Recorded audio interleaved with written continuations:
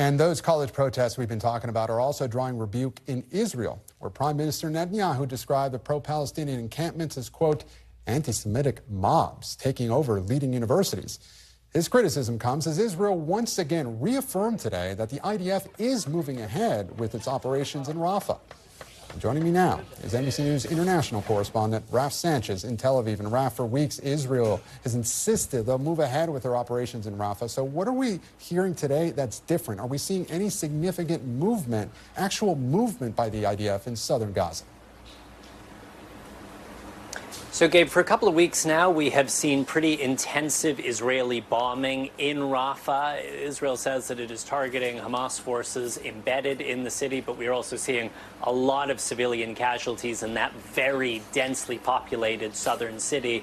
But in terms of the ground offensive, we are not yet seeing what we expect to be the telltale signs. So a couple of things.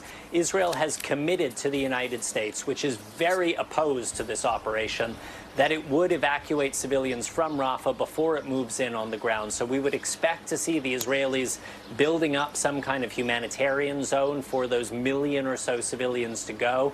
We would expect to see the IDF ordering civilians to leave Rafah. That could happen in the form of leaflets dropped from the sky, messages on social media, text messages, calls to local officials. And then finally, Gabe, we would expect to see Israeli forces massing around Rafah. And while Israel has called up more reserves in the last couple of days, we are not yet seeing large formations of Israeli ground troops. Thanks for watching. Stay updated about breaking news and top stories on the NBC News app or follow us on social media.